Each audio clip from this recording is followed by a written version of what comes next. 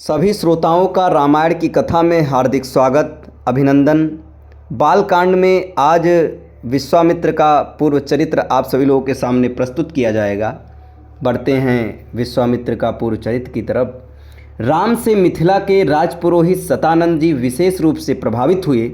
सतानंद जी ने कहा, हे राम, आप बड़े सौभाग्यशाली हैं कि आपको विश्वामित्र जी गुरु के रूप में प्राप्त हुए हैं। वे बड़े ही प्रतापी और तेजस्वी महापुरुष हैं। ब्राह्मणत्व की प्राप्ति के पूर्व ऋषि विश्वामित्र बड़े पराक्रमी और प्रजावत्सल नरेश थे। प्रजापति के पुत्र कुश, कुश के पुत्र कुशनाभ और कुशनाभ के पुत्र राजा गाध थे। ये सभी सूरवीर, पराक्रमी और धर्मपरायण थे। विश्वामित्र जी उन्हीं गाध के पुत्र हैं। एक बार राजा विश्वामित्र अपनी सेना के साथ वशिष्ठ ऋषि के आश्रम में गए। चूँकि उस समय वशिष्ठ जी ईश्वर भक्ति में लीन होकर यज्ञ कर रहे थे। विश्वामित्र जी ने उन्हें प्रणाम किया और वहीं पर बैठ गए। यज्ञ क्रिया से निवृत्त होने पर वशिष्ठ जी ने विश्वामित्र जी का बहुत आदर सत्कार किया और उनसे कुछ दिन आश्रम में ही रहकर आतिथ्य ग्रहण करने का अनुरोध किया। इस पर यह सोचकर कि मेरे साथ विशाल सेना है और सेना सहित मेरा आतिथ्य करने में वशिष्ठ जी को कष्ट होगा, विश्वामित्र जी ने नम्रतापूर्वक विदा होने की अनुमति मांगी। किंतु वशिष्ठ जी के अत्यधिक अनुरोध करने पर थोड़े दिनों के लिए राजा विश्वामित्र को उनका आतिथ्य स्वीकार करने के लिए विवश होना पड़ा। राजा विश्वामित्र के आतिथ्य स्वीकार कर लेने पर वशिष्ठ जी ने कामधेनु गौ का आवाहन किया और उससे विश्वामित्र तथा उनकी सेना के लिए 6 प्रकार के व्यंजन तथा समस्त प्रकार की सुविधाओं की व्यवस्था करने की प्रार्थना की।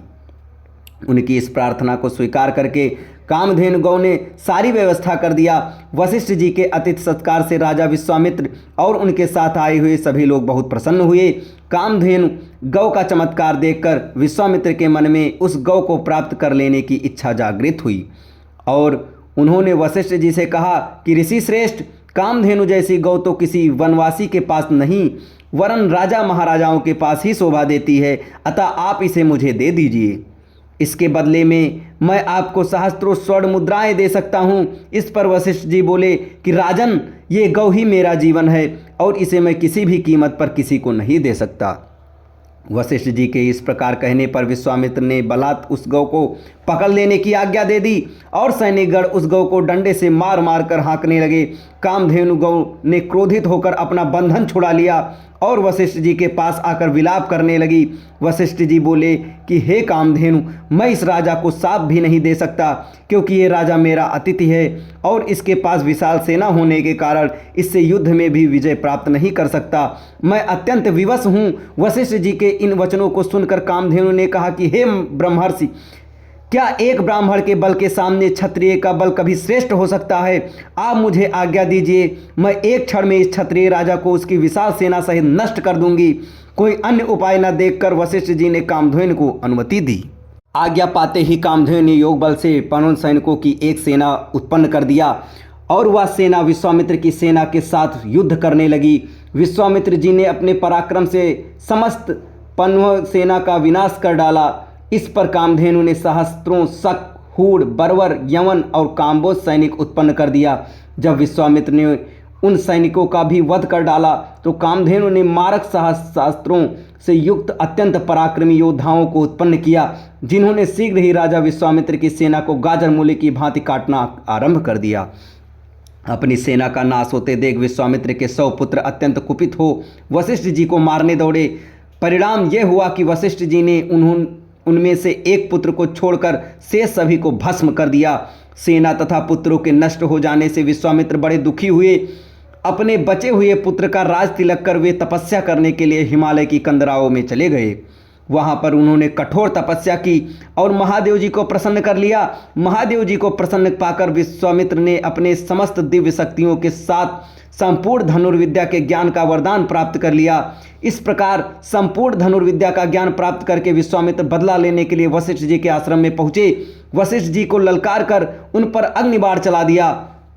अग्निबाण से समस्त आश्रम में आग लग गई और आश्रमवासी भयभीत होकर इधर उधर भागने लगे। वशिष्ठ जी ने भी अपना धनुष संभाल लिया और बोले कि मैं तेरे सामने खड़ा हूं, तू मुझ पर वार कर। आज मैं तेरे अभिमान को चूर चूर करके बता दूंगा कि छात्र बल से ब्रह्म बल क्षेत्र श्रेष्ठ है। क्रुद्ध होकर विश्वामित्र ने एक के बाद एक आग्नेयास्त्र, वरुणास्त्र, रुद्रास्त्र, इंद्रास्त्र तथा पशुपतास्त्र एक साथ छोड़ा, जिन्हें वशिष्ठ जी ने अपने मारक अस्त्रों से मार्ग में ही नष्ट कर दिया। इस पर विश्वामित्र ने और भी अधिक क्रोधित होकर मानव, मोहन, गांधर्व, जूंभर, दारुण, वज्र, ब्रह्मपास, कालपास, वरुणपास, पिनाक, दंड, पैसाच, क्रौंच, धर्मचक्र, कालचक्र, विष्णुचक्र, वायव्य, मंथन, कंकाल, मूसल, विद्याधर, कालास्त्र आदि सभी अस्त्रों का प्रयोग कर डाला। वशिष्ठ जी ने उन सबको नष्ट करके ब्रह्मास्त्र छोड़ने के लिए जब अपना धनुष उठाया तो सब देव, किन्नर आदि भयभीत हो गए। किंतु वशिष्ठ जी तो उस समय अत्यंत क्रुद्ध हो रहे थे। उन्होंने ब्रह्मास्त्र छोड़ ही दिया। ब्रह्मास्त्र के भयंकर ज्योति और गगनभेदी नाद से सारा संसार पीड़ा से तड़पने लगा। सब ऋषि मुनि उनसे प्रार्थना करने लगे कि आपने विश्वामित्र को परास्त कर दिया है, अब आप ब्रह्मास्त्र से उत्पन्न हुई ज्वाला को शांत करें। इस प्रार्थना से द्रवित होकर उन्होंने ब्रह्मास्त्र को वापस बुलाया और मंत्रों से उसे शांत किया। पराजित होकर विश्वामित्र मणिहीन सर्प की भांति पृथ्वी पर बैठ गए और सोचने लगे कि निसंदेह छात्र बल से ब्रह्म बल ही श्रेष्ठ है। अब मैं तपस्या करके ब्राह्मण की पदवी और उसका तेज प्राप्त करूंगा। इस प्रकार विचार करके वे अपनी पत्नी सहित दक्षिण दिशा की ओर चल दिए। उन्होंने तपस्या करके और बहुत ज़्यादा समय तक अपनी तपस्या को निरंतरता से बनाए रखते हुए अन्न का त्याग कर केवल फलों पर जीवन यापन करना आरंभ कर दिया। उनकी तपस्या से प्रसन्न होकर ब्रह्मा जी ने उन्हें राजर्षि का पद प्रदान किया।